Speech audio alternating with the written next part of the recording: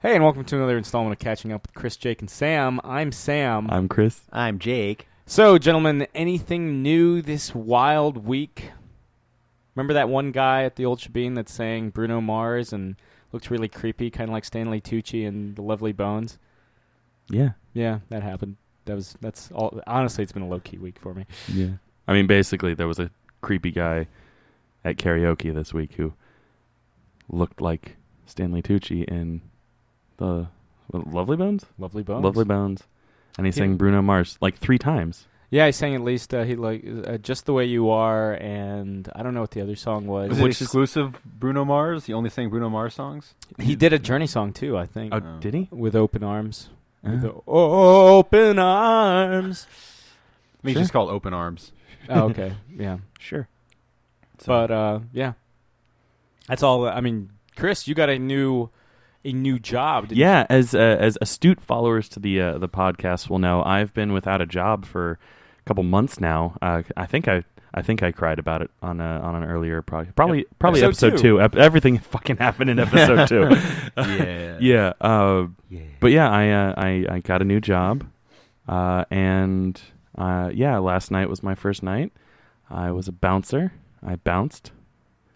But you didn't have to bounce anybody out? Well, kind of. I had to shoo someone out at the end of the night. There was a guy who was just kind of hanging around and he wouldn't leave. And creeping on women? Creeping on one of the lesbian bartenders. Oh boy. Yeah, like it matters. The fact that she's a lesbian is just that's the important part. Yeah. I was starting to split hairs about what her job is at the bar, but yeah, she's a lesbian. But apparently this guy was like really drunk, and I mean she's not like For some creepers it doesn't matter. Yeah, well, and also creepers will hit on like married women. Yeah, creepers well, and I mean creeping. And there are a couple at the bar, and like they're not like out and about it. You know, they're not always like wearing like lumberjack clothes or whatever weird stereotype you want to like. You know, they're bounty men. They don't fit they're not in the stereotype. Yeah, they don't fit any of the stereotypes, and they're not like back off, man, I'm a lesbian all the time. Like they're just like whatever. Okay, that's cool. That's just their life. Yeah, But yeah. So they were she and one of the other waiters were playing darts at the end of the night, and there was this other guy who I'm still fairly new to, like the employees, lives and stuff like that. So I don't know. So I'm just sitting there, like I'm like, oh, this guy's so close to her. They've got to be like old friends or whatever, because like he was like really creeping on her. Like he was like all up on her business and like playing with her hair and like she wasn't running, like telling him off. No, well, she like kind of like if you knew that he wasn't part of the crew, like you could see like the subtle things that she would like kind of like brush his hand away or whatever. Right. But like just kind of like looking at it and being like, oh, okay, that must be like a close friend, because she wasn't like shoving him away, Yeah. But then like one of the other bouncers was like, hey Chris, can you ask that guy to leave? And I was like, oh, he's not with him, and he's like, no, we don't know who the fuck that is.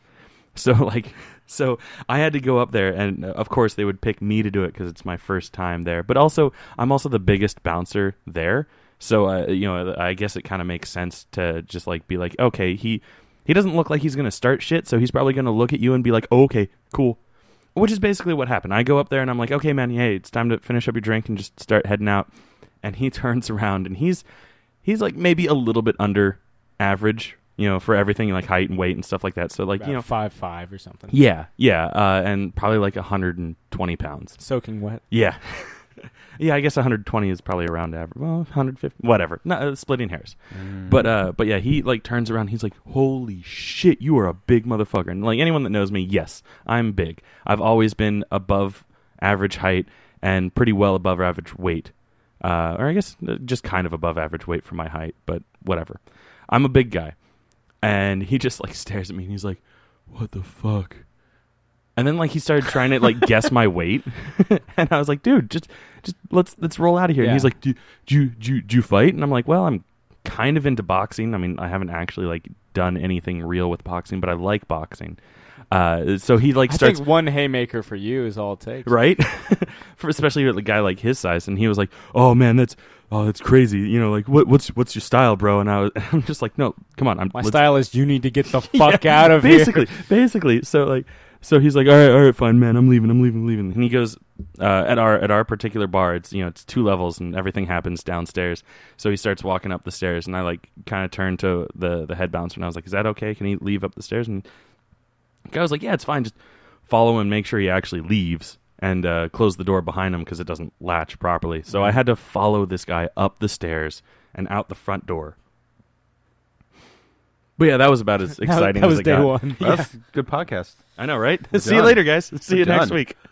I got nothing. Yeah, I feel like I did something. Like I watched some show that I wanted to talk about, but I can't think of what it was. I mean, I watched the 2 Naked Gun movies that are on Netflix. Those were funny. That's my favorite kind of The humor. second one is such a drop off, though. It is. Especially watching them in like rapid succession. Yeah. Like I don't think I've actually like consciously watched the first one at all. Like I know I had seen, was it Naked Gun 2.5? Yeah. Like I know I have seen that one, and there was a lot of instances where I was like, oh yeah, I remember this. All the Barbara Bush stuff. Sure. Yeah.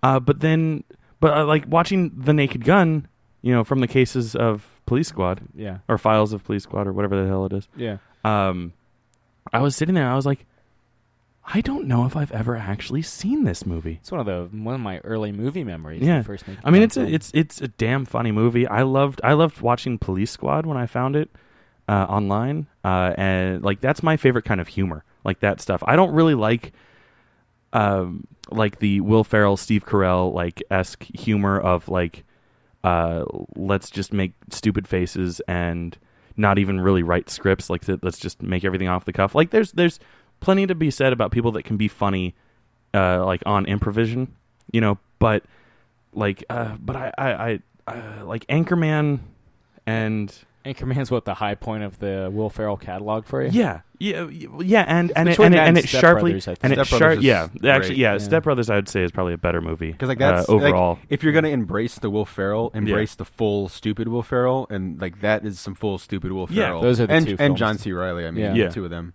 Yeah, and it's the fucking Catalina wine mixer. yeah. I don't know why I blanked on Catalina. There. I also Thank love you for that- swooping in. I and also love saving the me. cover band, the Billy Joel cover band that only does strictly 80s Billy Joel. Yeah. And like they try so hard to like be clever with their songs when they come in, and they're like, sometimes it's hard to just keeping the faith, and it makes no sense whatsoever. And the one guy's like, do something from The Stranger, and he's like, we're strictly 80s Billy Joel, and he's like, woo, do something from The Stranger. Horatio Sands. Yeah. But yeah, like the yeah. So and there's just a very fast fall off for me with that kind of humor. Like after Anchorman, like The sequel wasn't that great. No, it really wasn't. No, but yeah. So like that kind of like wordplay and shit like that. Yeah, for me the high point's the 40-Year-Old Virgin, which Yeah. is because you mentioned Carell earlier. Oh, yeah. No. Yeah, for me that's like them firing all cylinders. Mm-hmm. What Yeah. about you, Jake? What have you done? What have you contributed to society the last week? Watched The Spirit. No, that's not contributing to society. That's one more person who has to experience that movie. The only cool part about that movie is the Frank Miller like sketchings and drawings at the end. And the end credits. They have a book, like they have a sketchbook of that, which would actually be kind of cool. Because like honestly, that dialogue you put into like a Frank Miller drawn comic, and it's fine. You put it in live action and make it like a bastardized Sin City, and it doesn't work at all. How much he talks about his city. Oh, I know. I mean, and I know like that's part of like because I've been reading more of the Spirit character, who I really have come to enjoy a lot. I mean, the first real interaction with the Spirit I ever had was when they did the Pulp Friction Rocketeer Spirit stuff. Yeah. But the thing about the movie, and we've had like a couple days to think about it after watching it, like. The guy who plays the Spirit, Gabriel Macht. not bad. Like Yeah, so no, much he's to the great. point where like if they made a Spirit movie, like I don't know, that followed anything that ever happened in the Spirit, Yeah. you could cast him again and he'd be fine. Like because Sure, the Spirit's a good-looking guy. He's got kind of like that. Swagger almost. Yeah. I think I'm reading the Darwin Cook Spirit stuff, which is so much fun. Like Yeah. anybody, I recommend highly. It's such. You don't have to know anything about the Spirit. Just a lot of fun. He doesn't have the healing factor like he does in the movie. Never has had the healing factor that I know of whatsoever. So much so on the Wikipedia page, it's like, the normal kind of standard, like hand-to-hand combat, blah, blah, blah. And then it's like healing factor, parentheses, movie adaptation only. Like, and, I was joking at the comic shop, a lot of people complain about like the DC fans or the Marvel fans, which we all are, about like their characters being like bastardized on screen, about not following the source material. They got nothing on Spirit fans because, one, not many people know about the Spirit, which is unfortunate because he is a great character. Two, they're not even close. Like, there's nothing really close about the Spirit except for he wears a red tie, he has a mask, and he's the spirit of the city. I mean, like, there's little things, like the same character names and stuff, but the octopus who you see, who he is from Jump in the movie. Yeah. Who is over the fucking top. Yeah. Who to the has extreme. 8 of everything. Although we only really see that once in the very end. Yeah, when he says, I have 8 of everything. Yeah, that's it. But he does his best. Like, I love Frank Miller, but that movie's rough, man. Like, nothing about that movie, nothing about the Spirit should have ever been done as a Sin City type movie. Now, there are some tiny moments that are enjoyable, and I think I turned to Sam afterwards, and I was like, if it was a 10-minute short, like in that style, fine. Stick it on one of the Sin City bonus features, fine. Actually, funny enough, they made a Spirit made-for-TV movie in 1987. I was Flash reading Gordon, up about that. Sam Jones played the Spirit. But the Spirit would do well to be to be redone. I mean, not anytime soon because of the Frank Miller movie. Give it some time to heal. Have you ever watched the TV show Suits? No, but I know that's the main dude, right? He is so good in that. He's like, honestly, like, the more I think about it, like, the movie's not, it's not good. It's kind of, really shoddy stuff. He really is the best part of it. Yeah, he's actually... He's in the first season of Sex and the City. Yeah, all the, Bangs a bunch of chicks. But he's including Samantha. he's good stuff You're in it. such a Samantha. So I sleep with everybody. But yeah, drink Cosmos. And everyone in this room. Yeah, the Spirit. The Spirit. Yeah. Also, speaking of Sex and the City, you watched The Phantom, which has James Remar, and you totally see his wiener. Not in the Phantom. No, not in the Sex Phantom. and the City. That's and he also has sex with Samantha. Yeah, that's why the Phantom didn't do that well. I know. But that on the opposite of the Spirit, that's a really fun movie. That's I mean, it falls apart. Love it. Yeah. Falls apart a little towards the end, but again, another great performance from the lead, Billy Zane. Yeah. And much better than that short-lived Phantom, 2099 or whatever. Oh my the hell God! it was called. It was like it came out a couple years ago, and it ran for a couple episodes. Yeah, I think it had like 6 episodes. I almost bought it because when I bought the Phantom on DVD, they had it with it for like cheap, where like they update the suit and all that kind of stuff. There is like a kind of funny, not really funny, but it's just like ugh, like you kind of like let out a little bit of air going ugh when you see it because it's kind of funny, I guess. Where they're like, you are the Kit Walker, you are the next Phantom, when they show him like the cave and stuff, and they show him the suit, and it's a pitch perfect suit, like even more so than the Billy Zane movie. Like, he has the striped underwear. They made an exact replica from the comic book, and he's like, I'm not wearing that. And then he surprisingly puts on something stupider, which is the updated like hooded weird like bulky armor looking stuff. Yeah. I'll probably still watch it one of these days just because I like the Phantom. I watched I think it was like Sci-Fi had like a marathon of it like randomly a couple months ago, and I watched an episode or two. Yeah. I was like this is like a late 90s sci-fi TV show. Yeah. It's I don't think rough. I don't think it was late in the 90s. I think it was like a couple years ago. Yeah. No, it was like 2006. But I was like, this feels like a late 90s. But it's funny, when I was going, because I own Dick Tracy on VHS, I don't own it on DVD, so I was like going around, I was like, I'm going to buy all the pulp movies I don't have, or a good chunk of them. And, well, not chunk, it was 2. It was it's a small chunk. Dick Tracy and the Phantom. And if they had The Shadow for cheap, which they didn't, they had it for expensive, which on Blu-ray was like almost $30. Jeez. And I was like, fuck no, that's like my least favorite of the pulp movies. But arguably the one, I feel like that one gets like the highest praise out of those. No. It's certainly, I mean, I would argue that the Phantom or the Shadow is... I mean, it's the one that had Alec Baldwin. Yeah. The first time you see him, he speaks nothing but Mongolian. He has long hair and giant fingernails.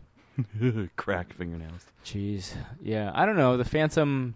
That was a movie when I was... God, why do I keep fucking... yeah. Because they're both thes. Yeah. The Rocketeer. The Spirit. The Dick Tracy. The Green Hornet. Yeah.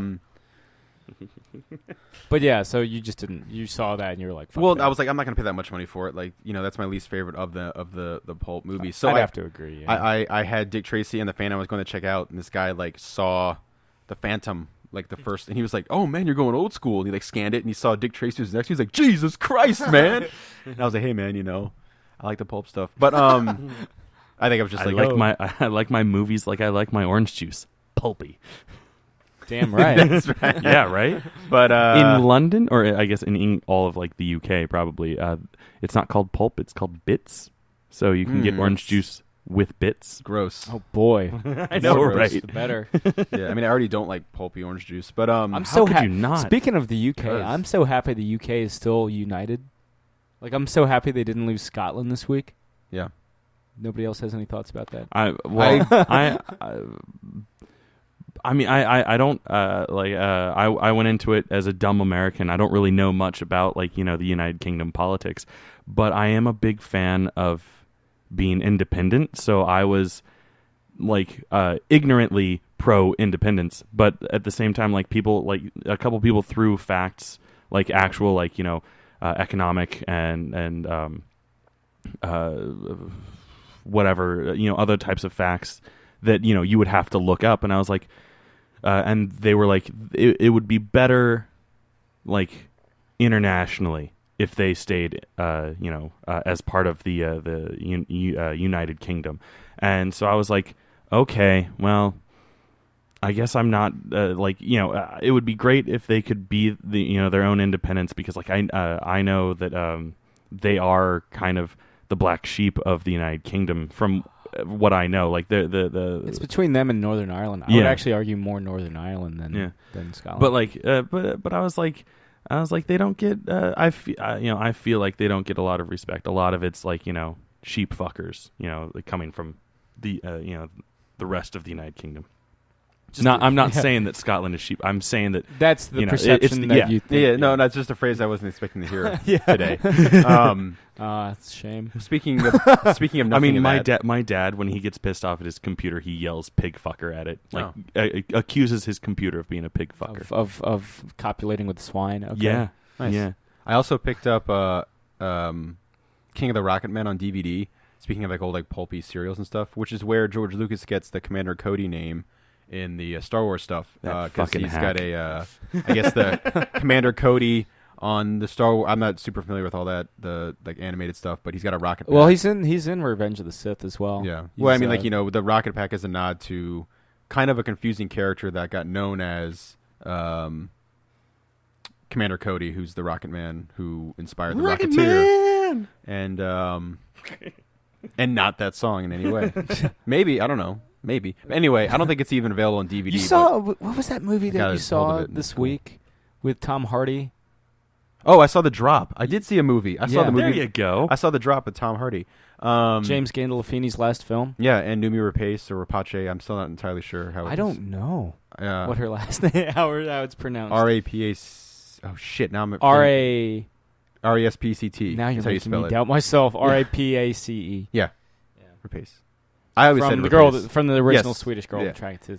Right, dragon tattoo. You said the dragon tits. I misspoke. The girl with the dragon tits. misspoke. Anyway, Big fan of those. Speaking of which, I heard David Fincher recently announced that he's going to try to push ahead with the American version of The Girl Who Played with Fire. Oh, good. Finally, nice. Yeah, I was looking forward. Been I like liked. 3 years. Yeah, no, I liked Rudy Mara a lot. Yeah, no, so did I. He's great. I watched And her all. dad owns the Giants. Hey, I watched all 3 of the what are they? Swiss? Swedish. Sorry, I had. Well, 3 letters. You asked. Yeah, you asked. It'd be one thing if you're Open it's yourself Swedish, but up. hey, fuck you, it's Swedish. The Sweded movies. Be kind, rewind. That was Yeah, really I know funny. it's Yeah. Swedish things are. Yeah, the Swedish. I watched all 3 of the Swedish movies, and anyone that knows me knows that I'm not very good at following subtitles because I'm a weak reader, and I spend the majority of the time reading the subtitles and missing all of the action and stuff like that. So I loved the original, the Swedish versions. But then when the American version of Girl with the Dragon Tattoo came out, I was like, oh, good.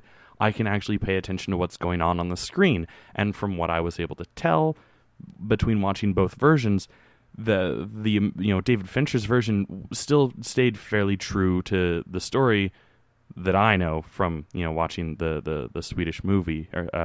No idea how well it follows the book, but the two movies seem to go fairly well hand in hand. Like I remember there were some big differences, and I can't remember if they were for better or for worse. I mean, they're both enjoyable films. And I loved the soundtrack. By Trent Reznor? Yeah, and the James Bond-esque opening song. Oh, yeah. The and opening credit sequence. Yeah, the covering of, what was it, the Immigrant Song? Yeah, Immigrant Song. By Yeah, oh my God, it was so good. Yeah. And Great trailer, too. Yeah. Like, I love, like, really awesome trailers, and that was, like, one of the coolest trailers. And I the think Muppets it was his... did the parody for it. Yeah, and I think it was his wife, Trent Reznor's wife, that was singing it. Karen I O? think. No. It was Karen O from the Yeah Yeah Yeahs. Oh, okay. Well, then no. But it was good. It was damn good. It was a good Yeah, movie. Good song. Very good tune. Very good tune indeed. It's a nice boy. It was a very nice- good tone indeed. Very Lee. good flick. Very good flick. I enjoyed the flick. It was a fun flick, and I'd watch it again. I shouldn't have taken the kiddies to see it. I didn't know there'd be so much sex. All the It was sex. very, very intense. Very intense. I didn't think the whole thing would take place in By the Sweden. way, lots of snow. speaking- Lots of snow. Very Speaking cold. of, Very shouldn't- cold. Very cold film. You fuck. Speaking of, I shouldn't have taken the kids to see Should have that brought a movie. scarf. I'm going It to turn was off so your microphone. goddamn cold. Speaking of not, shouldn't have taken the kids to the movie. I was working at a movie theater when that movie came out, and a woman came up with her 3 kids and was like, "Is this a good movie to see with my kids?" And the girl taking the tickets was like, "No, this is okay, fine. If you're fine with like graphic violence and nudity and stuff like that, Sex and yes, rape. sex. God. Oh yeah. Oh, are you? Oh yeah. Are you done? Are you done? Are you done? Yes, I am. Yes. God. Okay. But Yeah, and then It's she was intense. like, and then she like got kind of indignant that we were telling her how to. I'm doing air quotes, telling her how to raise her kids, Yeah. and it's like, you asked. Yeah. Just like Yeah, how just like just you like how asked. I got with the Swiss. Yeah. She asked if you're gonna, and chances are most of you parents probably kind of suck at it anyway. If what I've been seeing holds up. Ooh. Hey, you're not a parent. You don't know. Oh, I don't know. I don't know. Maybe Hey, it's like I took an don't intro have, to psychology class, man. I know how to raise kids. Sam, you don't have kids. How can you say such a thing? Turn it Maybe off it's your like maybe it's like I don't have an outsider perspective on the whole thing. Jeez, like I'm not objective as something, but I am objective. You big Dumb, stupid dick. So yeah. So the drop was interesting. Oh yeah, sorry. So how was the drop? It was all right. I mean, anyone. Tom Hardy still kicks Yeah, ass. I mean, he doesn't really do the same role twice, and not he's this really kind of quiet, keeps to himself kind of guy the entire movie. And there's just one moment. Again, it's a moment in the movie where he doesn't lose control. He doesn't raise his voice. He doesn't freak out. But he does it in a genius way where he just raises his levels a little bit and does something really horrific. Was he trying to fight the mob? I was trying to fight the mob. He does some badass shit in the movie. But yeah, it's not bad. And James Gandolfini's good. It's a shame, because it's a shame he's not, that's it though, because that's the way. Yeah. he's got so much. I mean, there's so much more. I mean, I'm still watching The Sopranos as well. Yeah. And like I said, there's a movie that I liked personally he did called Welcome to the Rileys. That actually stars Kristen Stewart. Was it Surviving Christmas where he has Christmas with Ben Affleck? I think that is, yeah. Yeah. Or no, Christmas with the Cranks. Christmas? No, is it Christmas? That It's movie. Christmas. He was the king of the cranks. Oh well. Yeah. Okay. Well, going back to We all something- make mistakes. Yeah. I mean, James Cameron directed Piranha 2. Yeah. I feel like you just want to throw in a Piranha 2 reference. I do. It's a great movie. I've actually never seen it. I'm just quoting something we did. Yeah. Yeah, I've never seen it either, and I say the line as well. On tape. Yeah. Yeah. Yeah. Now we both have it recorded. I also supposedly hate Final Crisis, even though I never read that. But It's fine. I originally hated Final Crisis, and I was like, I'm kind of indifferent to it. yeah. You went from like F grade to C grade on Final Crisis. Yeah. Like, okay. One thing I wanted to say, we didn't talk about it last week, but Richard Kiel passed away. Yeah. Yeah. Jaws from the and James we're Bond all films. huge Ega huge, from huge. Ega. If you watch Mystery and in Science Theater. Happy Madison. Yeah, the guy. Happy Gilmore. Happy Gilmore. I'm thinking, Yeah. Happy Gilmore. The guns don't kill people. I kill people. Yeah. I believe that belongs to Mr. Gilmore. Yeah. But yeah, I mean, we're all giant James Bond fans. I think that's the first film I saw him speak. Yeah, even over Moonraker. Oh shit! Yeah, he does. Here's us. Yeah, he speaks at the end of Moonraker.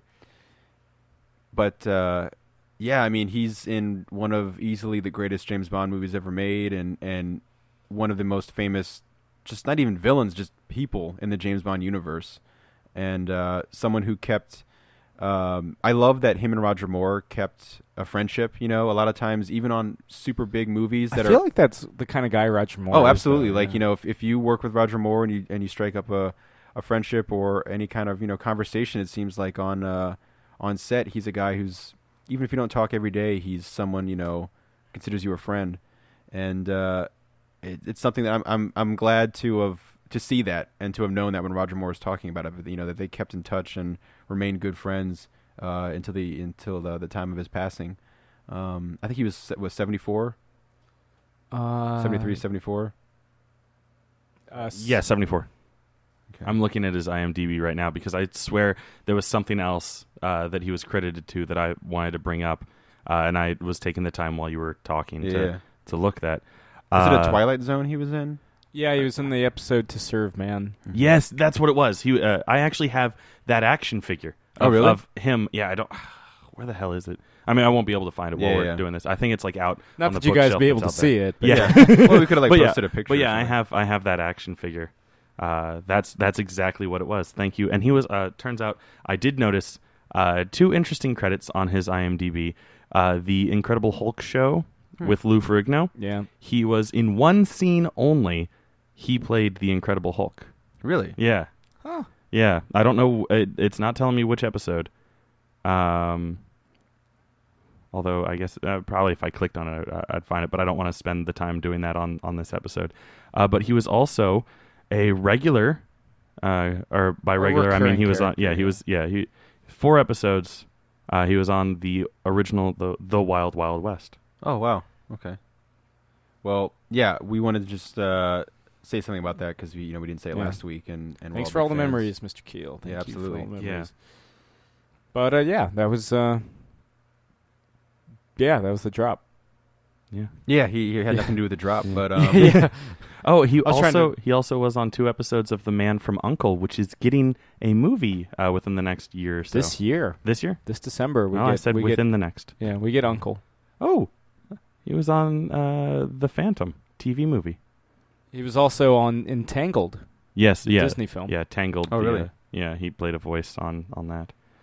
Oh, the original Nutty Professor. Sorry, I'm looking at I his feel like IMDb he's and more now I'm, known for like, being- TV outside of Bond. He's in Happy Gilmore. He's most known for Yeah. like, TV appearances. I'd say so.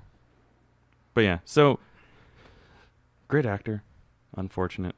So Yeah. yeah. I'm just. I should probably close this because I'm just gonna keep Look at all the keep bringing up like, oh hey, he was in this and he was in very that. prolific, very prolific. Yeah, the ripping and the tearing. Sorry, that quote stuck in my head, and because you doubled up on the very prolific. Yeah. Anytime I repeat a quote, that quote comes up. Yep. Yeah. I mean, it's kind of like I said. It's kind of been a low key week. I personally haven't done anything. You guys reading anything interesting? I know, Chris, you've been catching up on your comics. Yeah, I got a spot of money because I sold one of my old computer parts, so I was able to pick up some of my comics that have been sitting around for like 3 months in my subscription box. But is there anything? I finished. I finished Original Sin from Marvel's Which is- Original Sin. Yeah, their current event. Yeah. Or their most recent event, I guess. Sure, yeah. Yeah. Weird. Kind of a letdown. Yeah. They never know how to stick the landing on the Yeah. events. Although I will say that the story as a whole was one of the better events that I've read from Marvel. I mean, I've always had issues with with Marvel events. Like I really hated like Age of Ultron. The story that they chose to tell. Yeah. Like I really wanted to watch the demise of the city, not Not the no, failed- Ultron's awake. boom, 5 years later or whatever the hell it was, 6 months later. The world has been Yeah, it's basically Terminator world. Yeah. Yeah. The world's been conquered, and now we're like jumping backward and forward through time and stuff. And You been reading anything other than the Spirit, Jake? The event that's going on Marvel's doing right now that I love a lot, is the Edge of Spider-Verse, the Spider-Man Oh yeah, I kind of wanted crossover. to check that out. One of the most recent issues at the time this podcast is being done, one of the ones that they did, is the Gwen Stacy Spider-Woman issue, which I loved. Yeah, I like her character design. And the nod to a lot of Spider-Man mythos things that happened in the Spider-Man we're used to, but of course this is a different scenario where Gwen Stacy was bit by the spider. It's only been one issue, and it's going to be, working itself into this kind of, career spanning every Spider-Man ever book, which is going to be pretty cool. I mean, for Spider-Man fans, which I definitely am, there's a lot of fan service going on, but it's not just fan service for fan service. It's actually some really, really great writing. Dan Slott isn't doing all of it, but his it's kind of cool. He was the first to point out, like, hey guys, you're giving me a lot of credit for the Spider-Woman stuff. But, I'm not writing it. There's all kinds of great writers and artists who are helping bring the team together. Isn't Gerard Way from My Chemical Romance? Yeah, Romance? I don't know if you've seen any of the art for it. He's a regular writer on some other things. I don't know if you've ever seen any of the promotional art and some of the previews for his book that's coming up. I don't know much about it, but it looks pretty freaking cool. Like some robot Japanese-looking Spider-Man stuff. That was actually I feel bad because I can't remember the title of it, but one of his books was actually the one of the free books that I picked up with my my New York Comic Con thing. New York Comic Con does this thing. They partner up with Comixology, where you can get you have the option of downloading X number of books for free just by getting a pass for New York Comic Con. And I have a pass for New York Comic Con. Me too. Yeah. Well, I did. Last year. I don't know if they did it just this year. Yeah. Well, no, they did it last year as well. But I didn't take advantage of it because I wasn't really reading anything at the time of New York Comic Con last year. But I did it with the one this year. And after we're done, I can show you how to look through Comixology. Yeah. Well, the specific ones that they're offering for free. Okay. Cool. But on there, there's a whole range of stuff. There's Batman Eternal #1, which is 6 months old now or whatever. Yeah. But it's then faux free. Yeah, but it's for free. Like but that then, U2 album. Yeah, that everyone hated.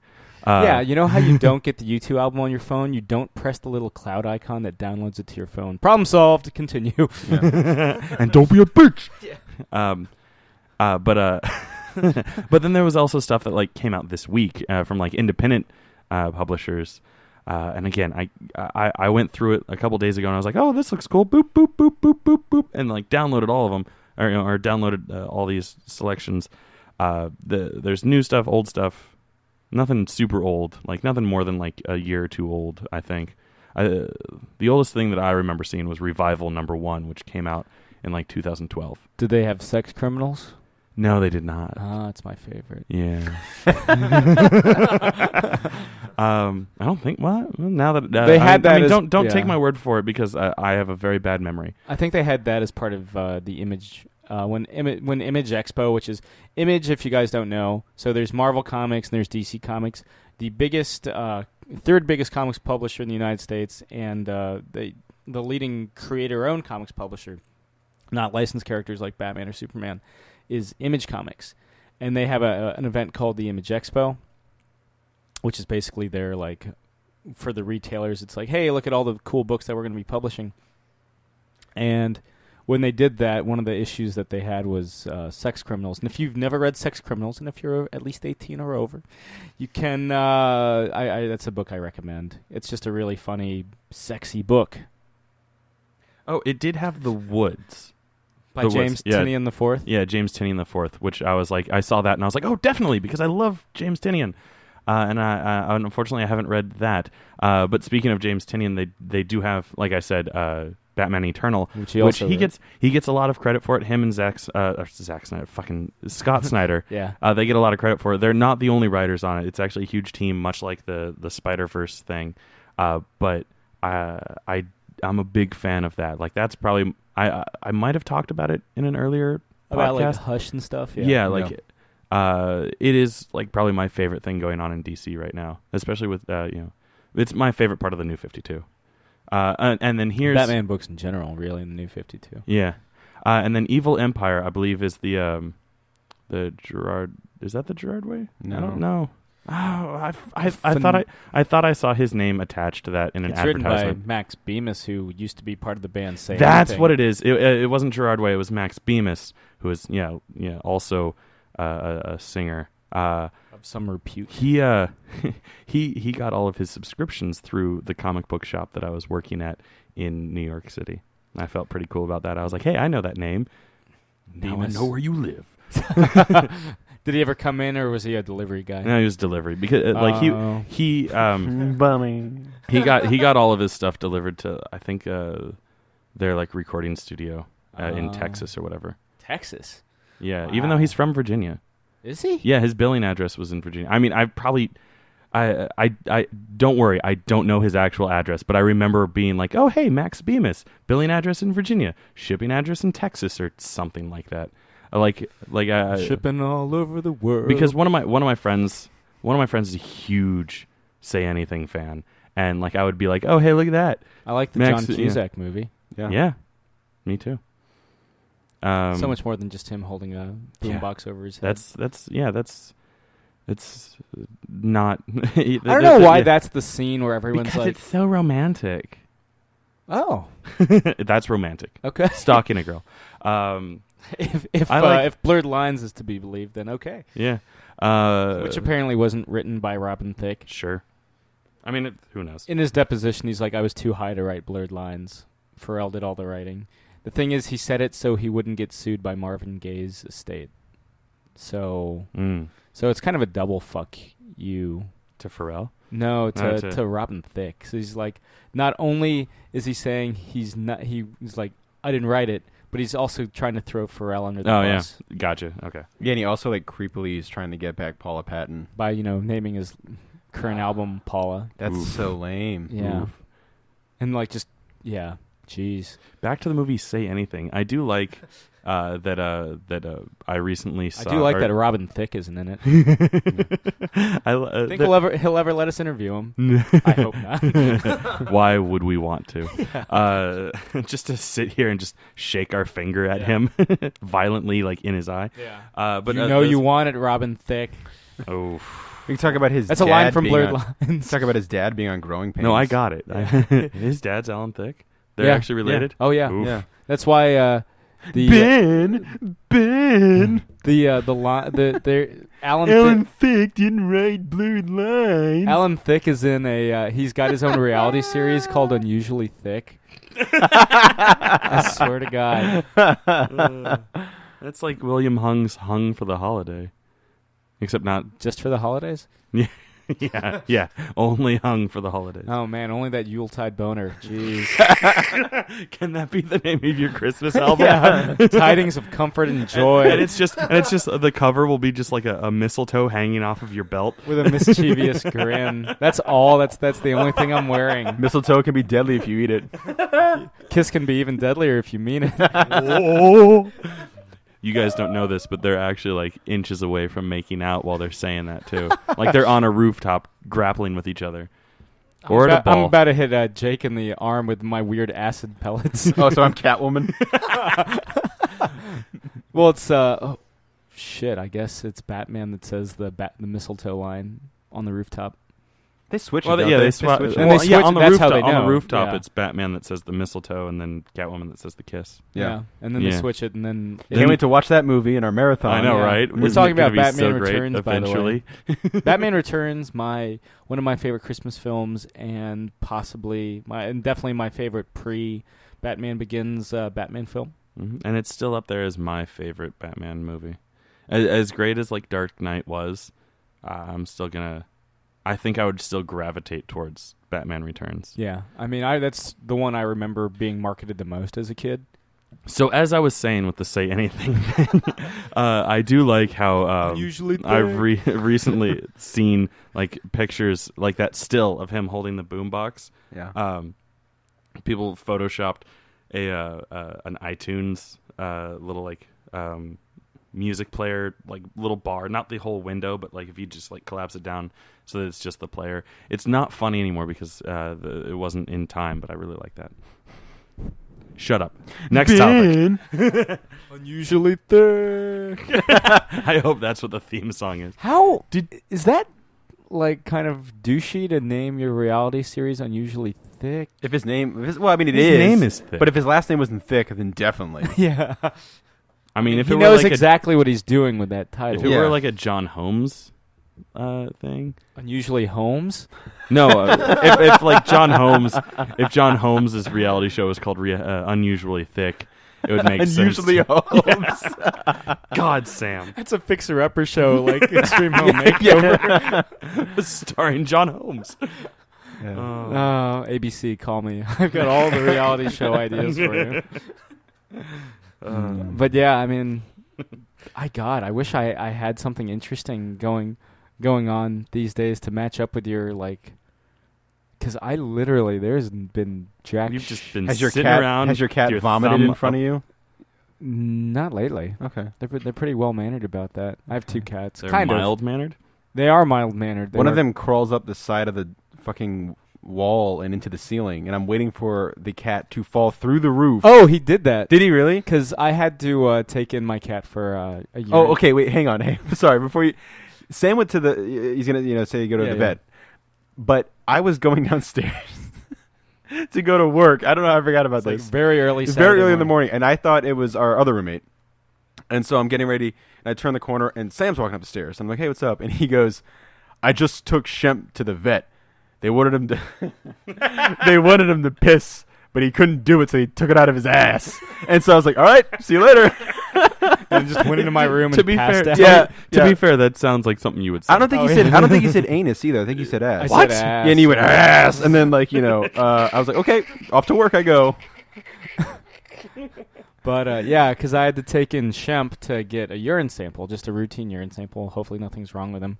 And what they do is, like, they basically squeeze the cat like a sponge when he's in a litter box, and he wouldn't go, so they had to stick a needle up his ass and get pee out. But so he wasn't too happy with me for the rest of the morning. But in order to do that, because I tried to take him on Friday after work, but apparently he was, according to them, he was running empty. So Running on empty. So they apparently, I guess, stuck something in and nothing came out. But at least not what they were looking for. And I put all the litter boxes in my laundry room, and I put the orange cat Jordy in that room because he didn't have to hold his piss for a night. I took Shemp and I left him out in the rec room with a bowl of water so he could still drink but not be able to pee anywhere because I'm an asshole. Cats, if they gotta pee, they'll just piss. Luckily he didn't. Thank God. But because he was running on empty. Doo-doo. But running on. So when I wake up to take Shemp to the vet again for another pee run, the orange cat's out, and I was just like, how the fuck did you get out? The washroom door is still closed.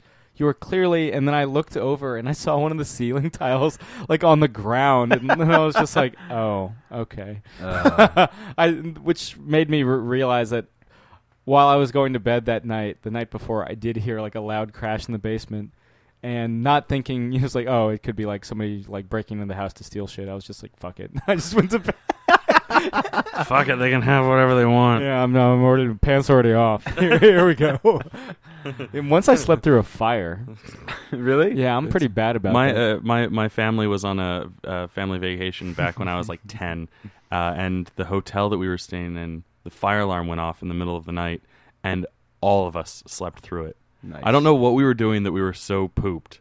Because usually I'm a light... Yeah, we had pooped and just... Woof. But usually I'm a pretty light sleeper. I can sympathize. Well, I remember we didn't sleep through this, but I was on a Disney cruise once, and like before you leave... Oh, okay, moneybags. Before you leave the dock... Yeah, I'm fucking loaded. You know this? Those skull rings that that's you why wear. you have those gold chains. Yeah. You guys don't fucking know this? Yeah, the audience can't see it. No. Oh, they'll we know. do. They can hear it whenever you turn You your can hear head. the rattling of the chains. Didn't sound like rattling of chains at all. It was one big chain.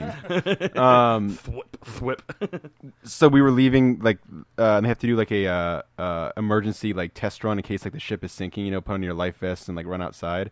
It caused such mass panic that like the little kids, running out and with our like we're like vomiting everywhere, and like it was just mass hysteria. And I remember looking around, being like, the happiest place on earth, and just like child vomit all over the place, and like babies screaming and crying. And I was like, we haven't even started yet.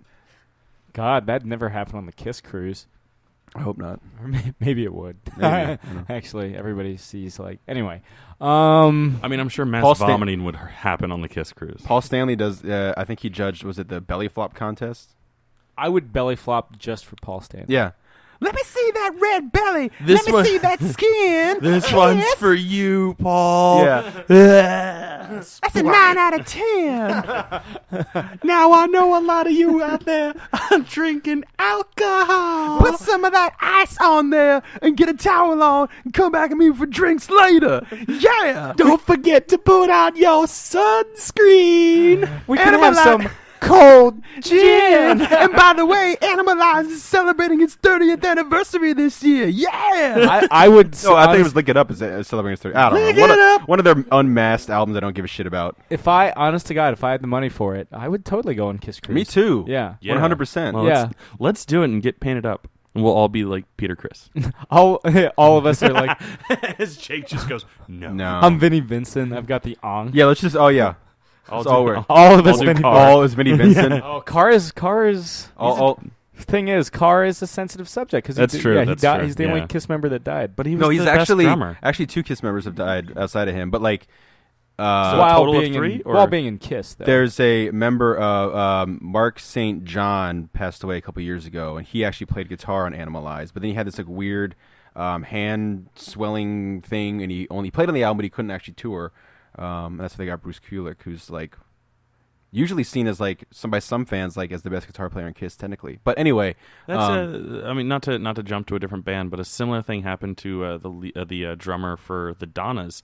She had never Oh, really? learned how. Yeah, she had never learned how to hold her sticks correctly, which, believe it or not, is very important. Because if you don't, you get this weird thing that's kind of like carpal tunnel, where you just get like a really bad swelling of the wrists. And she actually has had to get multiple surgeries, and in order to do it, they postponed a tour for like a year or something like Wow. that, so she could go through all the surgery and physical therapy and relearn how to play drums. Wow.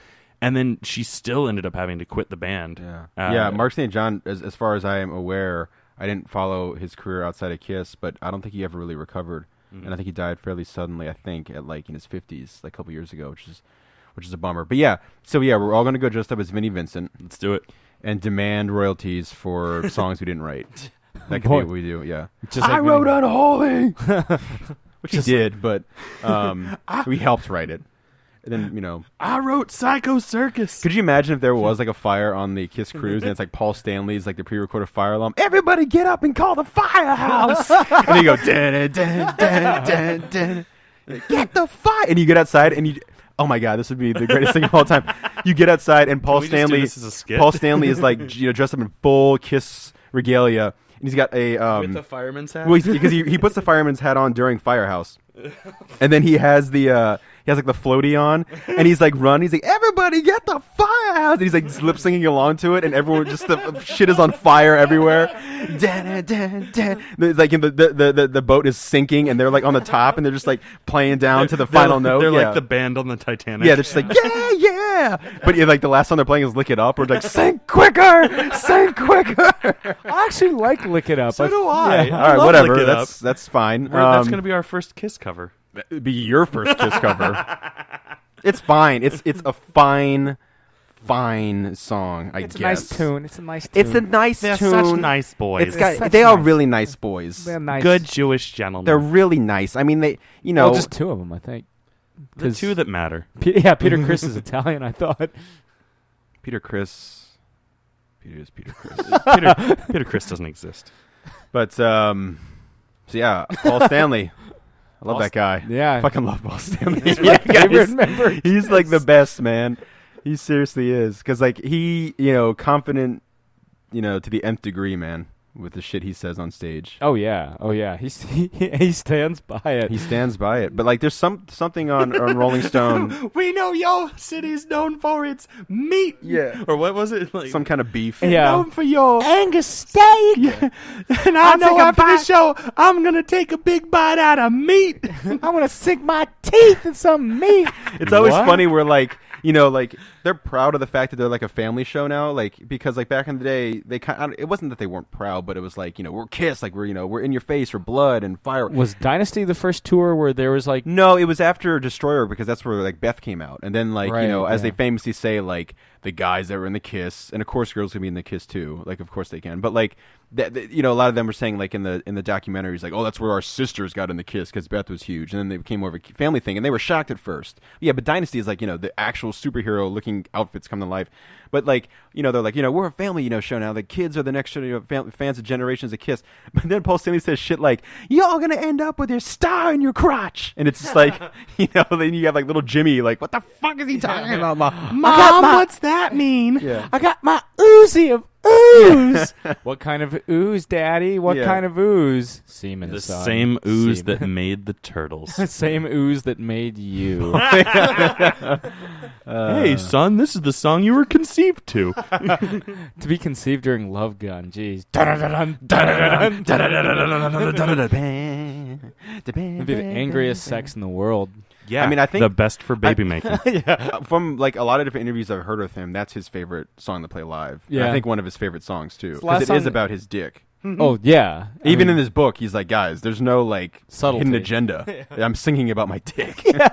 Sounds like a Sam Stone song. But yeah. well, no, he would sing. You know, Sam Stone is working on a song about Paul Stanley's dick. It's called "Loved Gun." Love gunned.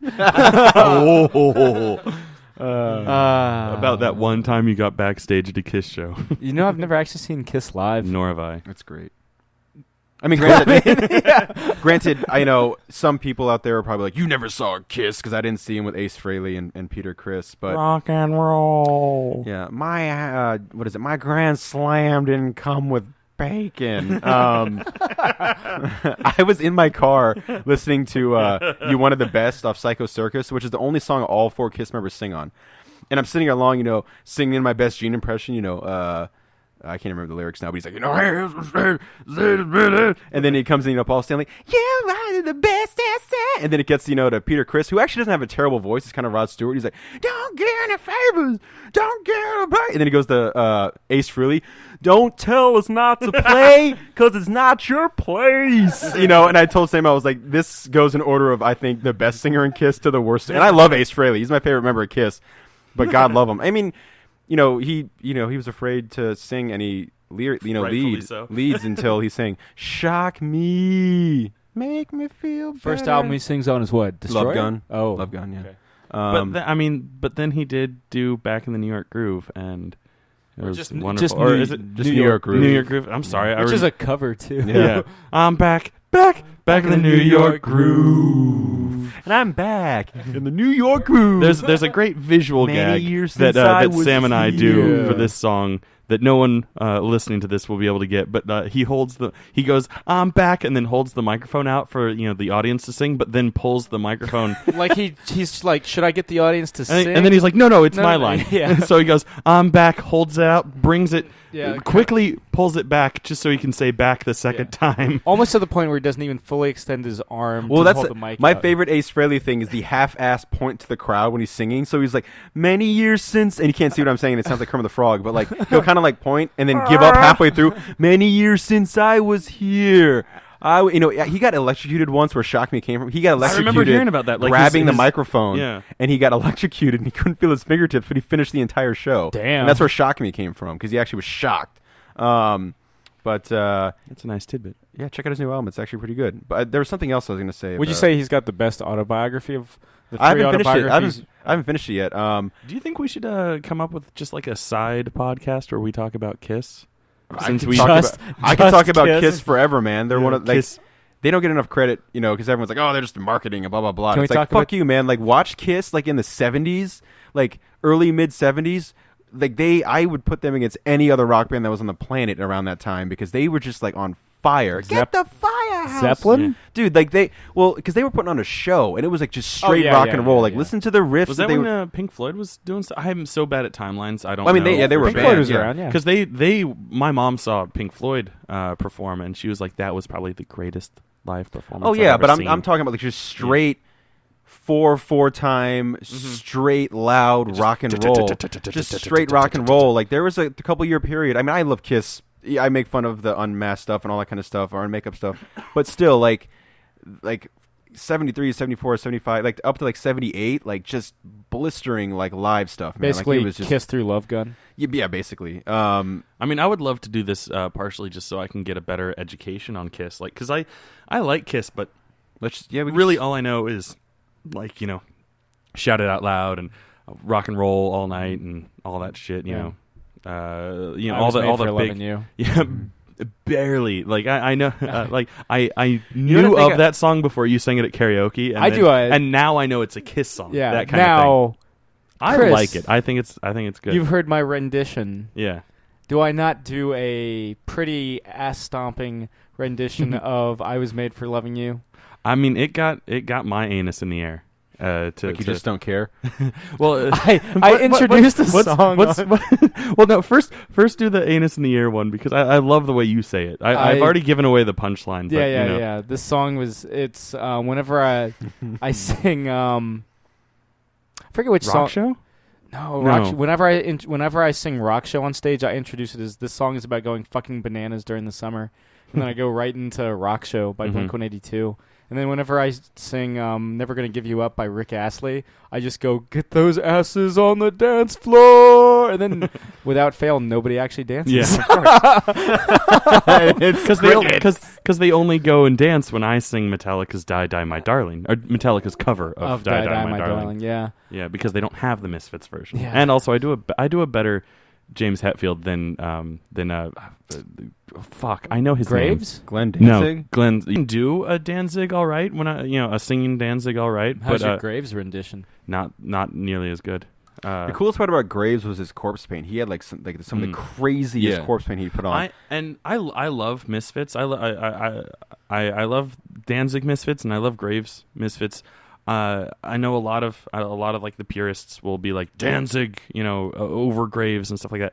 And I understand that. I see it, like, some of the songs were, like cooler or whatever, but like I just can't get over how they sound like they were recorded in someone's garage, and they probably were, like, because they were a pretty low tech. It's also band. like the point. Yeah, but I need a good quality recording, and that's what I love about Graves. Everything that they did with Graves sounds like they were in a professional studio, with egg crates, around the walls, so you weren't getting nasty echo and like not using like a microphone. Well, like that's attached to a laptop or something. The Danzig era, I described it as like recorded through a cell phone in the 90s. Like, yeah. The Danzig era Misfits, I mean, they recorded one of their albums in a couple hours after a show. Mm-hmm. Like, they let Doyle sleep, they woke him up, and they're like, hey, put your guitar parts down. All right, album's done in like 6 hours. Yeah, and that's great. Jack White was able to do something like that as well recently. And that's awesome. Like I totally get it, and I feel it. I can still listen to the songs, but like that's why I'm saying that I'll choose Graves songs over Danzig songs, because I can listen to them, frequently and not be like, oh god, that humming or that weird.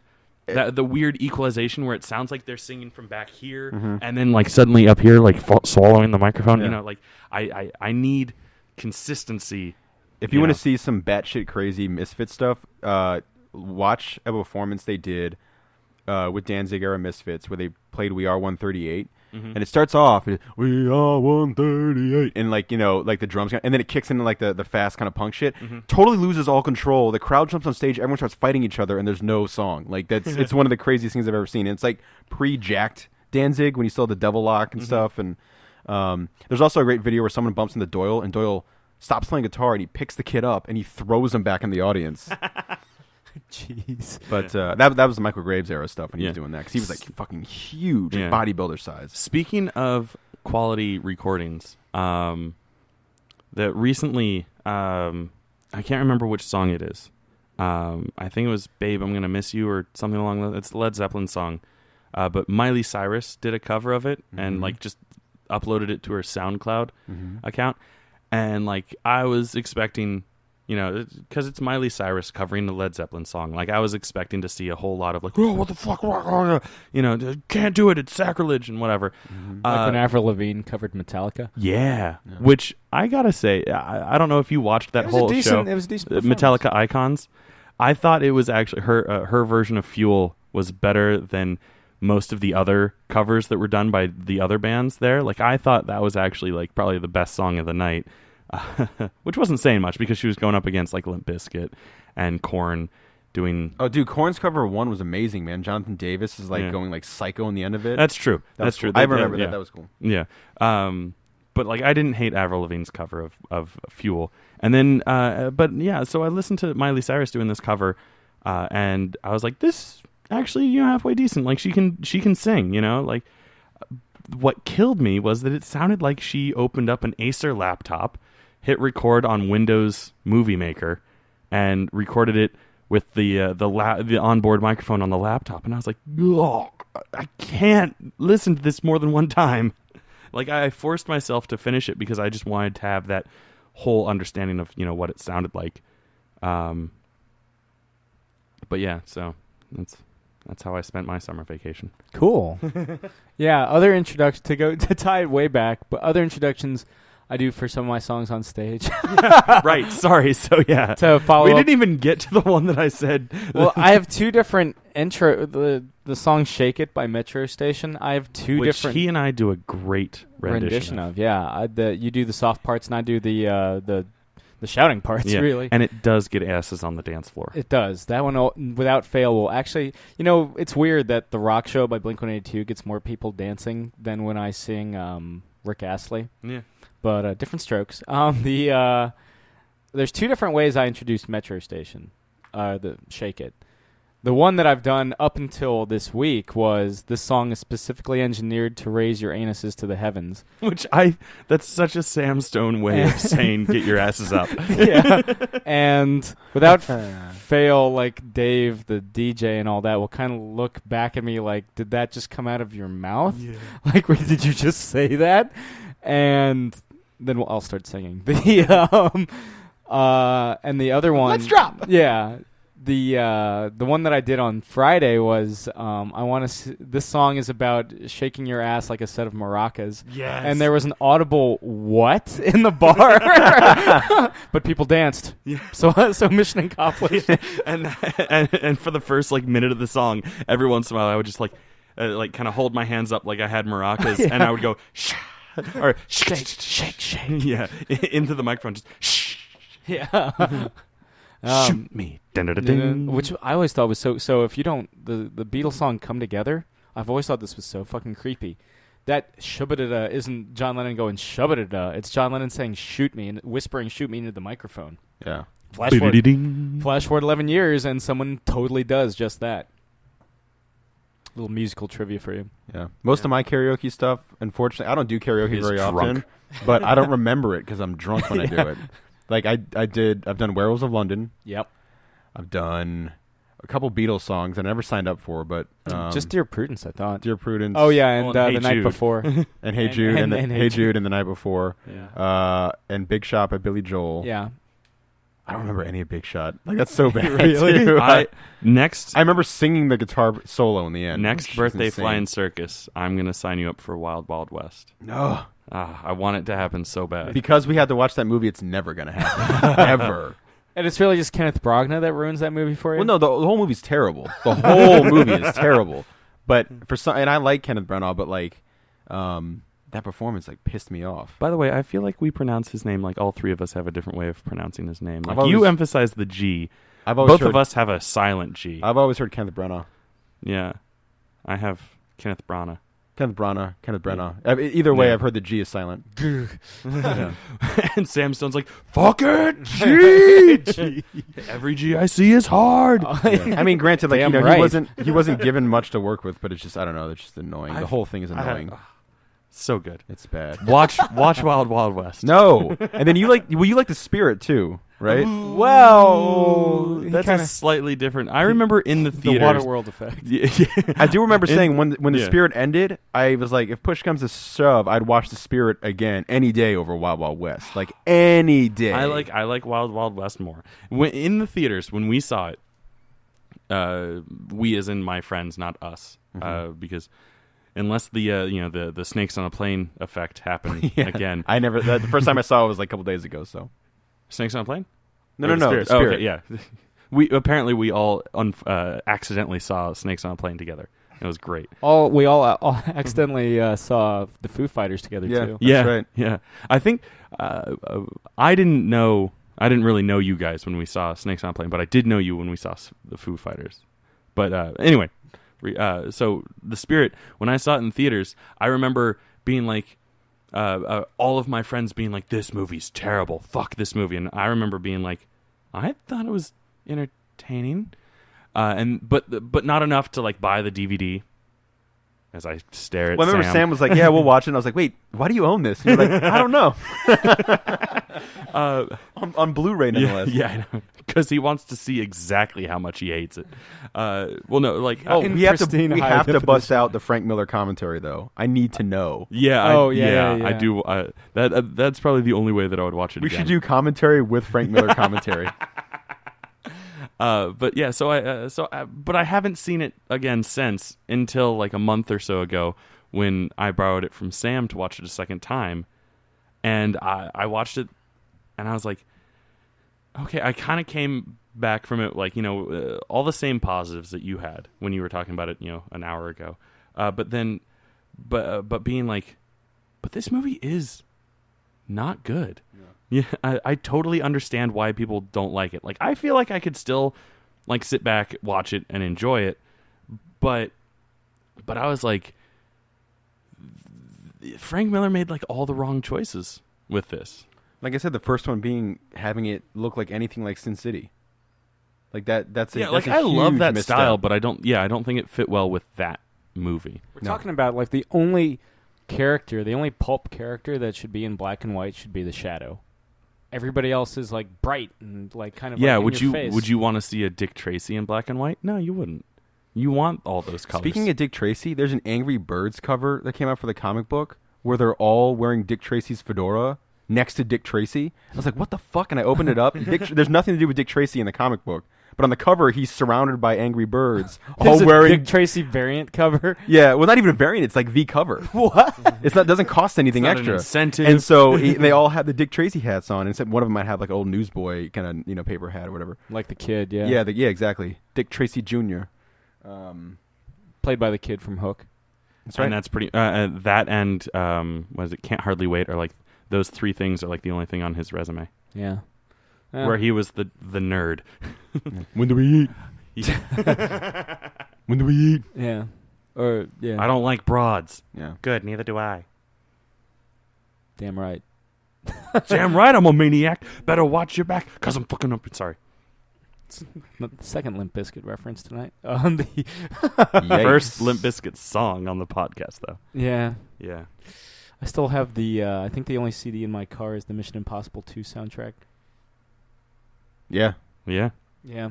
And on sure. that, I mean, yeah. Real quick, I do want to give a shout out to one of the only fans that has given me any kind of feedback to the show, Josh, our friend Josh. Mm-hmm. He and I were sitting down at Denny's a couple nights ago, and like he talked for like 20 minutes about how he likes the show. So boy. That what a nice boy. That made me feel nice. What a nice boy. What a nice that boy. made me feel nice. He and loves warm Doctor inside. Who. He loves Doctor Who. Dude, I loved it when I loved when because I love when people are like they just hardcore. Unapologetically love something like a fan of something like of a movie or a comic or anything, music, album, whatever. And it was so great because I watched the first episode I ever watched of Doctor Who a couple weeks ago. Mm-hmm. I have a very, very limited knowledge. I have somewhat of a knowledge, but very limited of Doctor Who. I mean, your favorite Doctor is Tom Baker, right? It's David Morrissey, even though David Morrissey was never a Doctor. Oh, that's right. Yeah, that's my favorite. So, which is like 100% true. Yeah. And Do we you want were- to watch that episode? Yeah, I actually do. I really do want to watch that episode. We can do commentary for it. What? Yeah. It was do one of commentary the, with one of a the films, I thought. yeah. Yeah, well, it's the Christmas special. Yeah. Everything. It's still an episode in my head. Everything every Doctor Who fans ever wanted to hear, a guy who's only seen one episode prior, who knows jack shit about Doctor Who, do commentary for a Doctor Who episode. I love David Morrissey and Walking Dead and Blackpool. Anyway, Basic Mostly Instinct Blackpool. 2. yeah, exactly. And then I think he's also in The Reaping or whatever with. I'm pretty sure he's in that movie with what's that chick's face? I've never Hilary seen Swank. Oh. I think he's in that. Anyway, we were here one day because we had to record on a different day than normal, and so it was also Doctor Who night here at Chris's place. And Josh comes over here to Josh watch comes- Doctor Who because so- he doesn't have the BBC at his house. So he's come over to watch Doctor Who, and I was like, yeah, I'll watch Doctor Who, no problem. Yeah. And he had a Doctor Who shirt on. Mm-hmm. I think he might have had something else Doctor Who with it. Doctor And then he Who had socks. Doctor Who socks. Yeah. And I loved it because I knew that, like, no matter anything else that happens that week, like, that time was like Doctor Who time. You know what I mean? And I love shit like that. Yeah, no, he is totally unapologetic. Yeah, that's I love that stuff. You want to hear a quick story? So you're gonna hear it anyway. So fuck you. Yeah. Or I could just turn off your mic. I'll say it, and only the guys in the studio will hear it. You'll hear a faint back here. You'll Hey, hear him, this like, was just really yelling cool. So for my dad's birthday, we went to Ted's Montana Grill. There's one at the AMC Hoffman in Alexandria, like right next to it. And he goes in, and he's got he goes into this really fancy steakhouse wearing a baseball cap for the steakhouse. He is a fan. That's insane. And he wears it the entire meal and everything. And I was just like, Dad, You should have just pulled up the movie PCU, that Jeremy Piven scene where he's just like, don't be that guy who wears a band's shirt to their concert. We all know you're a fan. Yeah, I mean, I was sitting down with my appetizer, my nice bowl of chili, and It was a very nice I do bowl of love a chili. good bowl of chili. I had a bowl of chili tonight. It was very tasty. very tasty, all the beans. Anyway, so I look over and I was like, good beans. Dad, because his name isn't Dan, it's Jack. Dad, are you? Jack Reacher. Yeah. And even if his name was Dan, he's your dad. Yeah. Dad, are you wearing a Ted's Montana Grill hat to Ted's Montana Grill? And he's like, oh, I love this place. And I was like, okay. And we had steak. It's his birthday, man. He can wear whatever He can hat wear he wants. yeah, he can wear nothing at all. if they give him service, well, kudos. Yeah. Props. His hair going everywhere.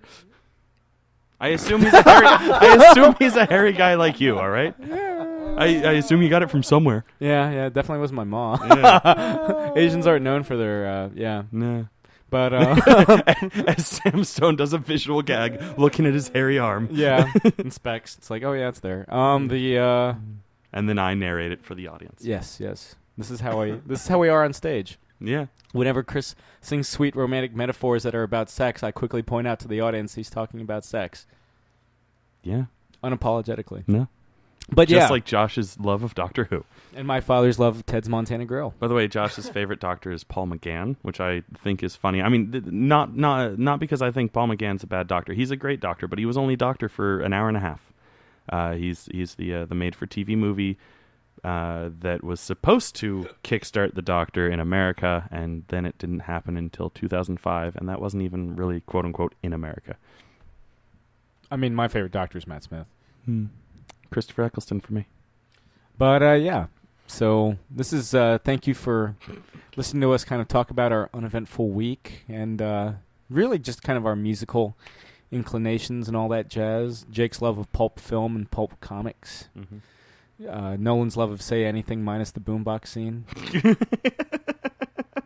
My disdain. I've really only seen the movie once, my, too. my contempt for Robin Thicke. Yeah. Yeah. My Look at this. Remembering all these things that we talked about, not Yeah. even taking notes during the show. That's why they Putting pay a me. dipstick up your cat's anus. Yeah, I didn't have to do it. Yeah. That would have been awkward. Then he really wouldn't have liked me for the rest of the morning. Or he would have loved you. Yeah. We're not here to pass judgment. More than ever. Now more than ever. But, yeah. So thank you for tuning in for another episode of Catching Up with Chris, Jake, and Sam. I'm Sam. I'm Chris. I'm Jake. And this one's for the Lord of the Blacksmiths. Thank you very much. Good night, Eric Bana.